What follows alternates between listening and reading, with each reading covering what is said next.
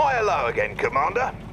In this lesson, you're going to get acquainted with your units and some of the abilities that make them unique. Every unit in Red Alert 3 has some sort of special ability, in addition to its primary ability. The majority of your unit's primary abilities is to attack their targets. A unit's special ability may put a nasty status effect on an enemy, switch to an alternate weapon, or even transform into an entirely different unit. Let us go over how to use special abilities now.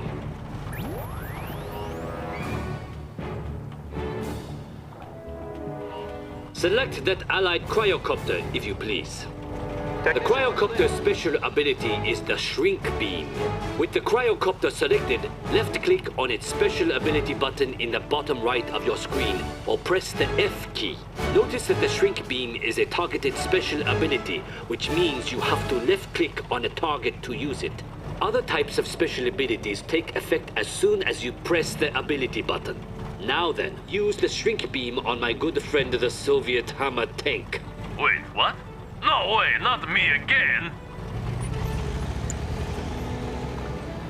Extras. Melting! As stated earlier, not all special abilities need to be targeted like the cryocopter's Shrink Beam. Some abilities cause units to switch weapon modes. Blimey, that tank looks like he's lost control, and all you've got is an allied hydrofoil. Its primary weapon is an anti-air cannon that won't do you any good here. However, if you use its special ability, it'll switch from its gun to the weapon jammer. Select the hydrofoil now and ready the weapon jammer by left-clicking on its special ability button or hitting the F key. Proper. Now, have your hydrofoil fire on that Soviet Apocalypse tank on the shore. Take them out of the sky!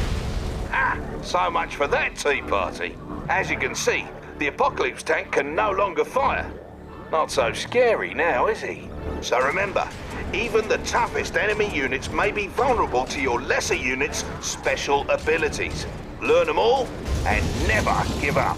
If you're finished with your motivational speech, perhaps we can continue? Commander, let's go over a unit whose special ability is to transform. One basic example is the MCV, though let us take a look at a more exciting case in one of the Empire of the Rising Sun's versatile Mecha Tengu units. The Mecha Tengu is an amphibious, hovering anti-infantry unit that can transform into the Jet Tengu, a flying air superiority fighter. Not only does the transform ability affect how it navigates the battlefield, it also means the unit changes from having anti-ground weapons to anti-air weapons.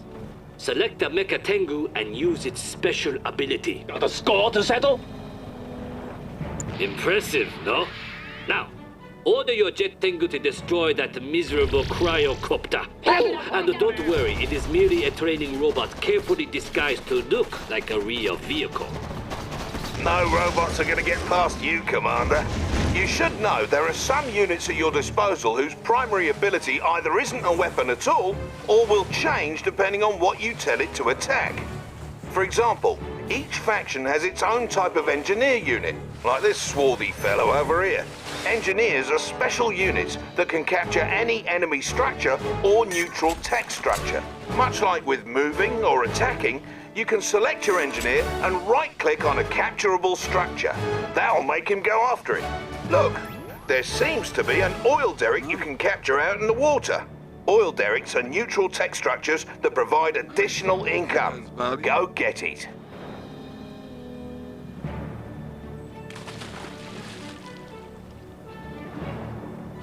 Off he goes. Note that engineers are amphibious, so they automatically switch to a keen aquatic form when they get to water. Not all units are amphibious, of course. Notice you can issue capture commands into the fog of war, assuming the structure is still there when you get to it. Hey, where did that engineer go anyway? Ow! He went into the structure, you fool, and there he shall remain forever. For that is the way of the engineer. You may have noticed that when you highlighted that enemy structure with your engineer selected, your cursor changed to a garrison cursor. That garrison cursor indicates a structure you can enter. Your basic infantry can't garrison enemy structures or neutral tech structures like the engineer can, but they can garrison civilian structures such as hotels and houses. Fear not, for civilians have long since abandoned such structures once they heard we were coming. When infantry garrison these structures, they receive extra protection, as the building they're in will take damage instead of the units themselves, should they come under fire. Garrisoning your units into civilian structures is a good tactic, both from an offensive and a defensive perspective. It helps to secure locations, force enemies to take an alternate path, or give your units more cover near to your base should the enemy send a force to destroy you. Now garrison that nearby structure by issuing a move order onto it whilst having some peacekeepers selected. Port and cover. Good. They're in. And here comes trouble.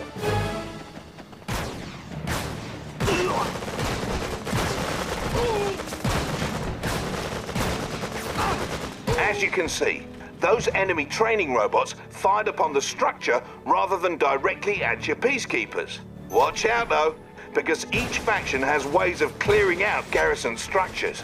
The Allies and Empire can try rushing their peacekeepers or Imperial warriors into a garrison structure, while the Soviet conscripts can use their Molotov cocktails. Of course, you could just blow the structures up if you cannot be bothered by such details. Now, let's say you need to get your peacekeepers out of the structure. Just select the structure and use the evacuate command, just like using a special ability on a unit. Do this now.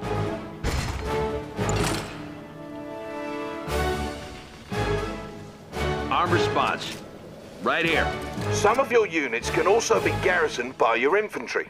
The multi-gunner IFV is a unique allied vehicle whose weapon takes on the characteristics of whichever infantry unit hops inside. Order one of your peacekeepers into that IFV and watch what happens. Securing building.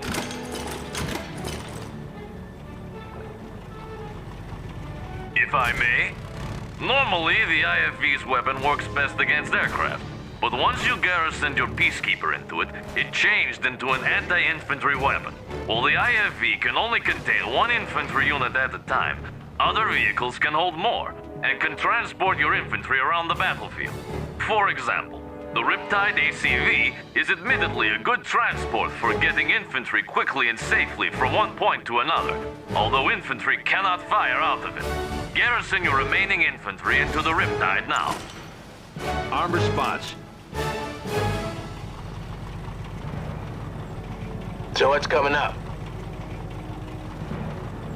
Now that they're garrisoned, let's move your Riptide across this lake and over to the shore on the other side. Look for the marker on the radar. That's 10-4. Get up on there.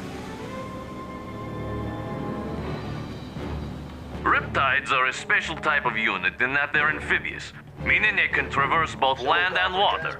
As my comrade said, not all units are amphibious, so it's good to make note of the ones that are. Some units behave differently on land and water. For instance, when your Riptide is on water, its torpedo tubes open to give it additional firepower. Now that you've made it to the other side, let's get those peacekeepers out. All transports have the not-so-special ability to evacuate their passengers. Use the evacuate ability now.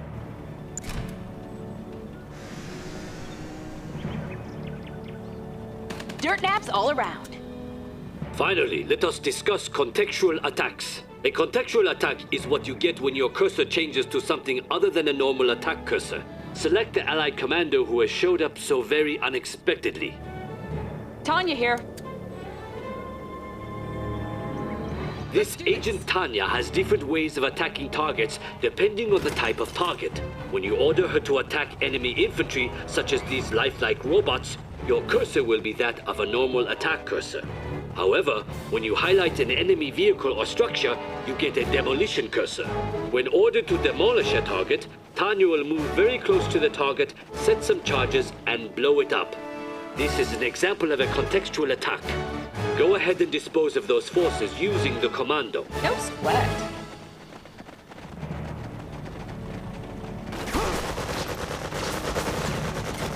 I'll take this one. Go back to sleep. Good night. Go back to sleep. Going after him. No problem. Good night. Special Agent Tanya is our finest commando. She can easily dispatch enemy infantry with her pistols and eliminate structures and vehicles with her explosives. Tanya is a remarkable swimmer too. Her special ability is the Time Belt, which instantly transports her back in time several moments and can get her out of harm's way.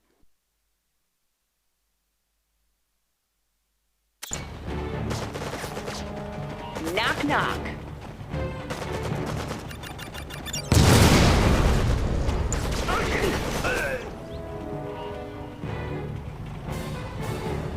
Other units, such as our allied spies like this one here, also have contextual attacks. Select the spy, then use his contextual attack on one of those enemy training dummies. Have a disguise in mind? Now who's the dummy, am I right? As you can see, the spy's primary ability is to disguise himself as the enemy. Alternatively, if you highlight an enemy structure, you can try to infiltrate it to disrupt the enemy's base. Infiltration has different effects depending on which type of structure is infiltrated. Experiment with all the possibilities. Incidentally, the Empire of the Rising Sun Shinobi unit may also infiltrate structures. Only the tactless Soviets lack an infiltrator. Oh! But why? Come on, lads, we have to get through this. Commander, that's the end of this lesson. See you in the next one.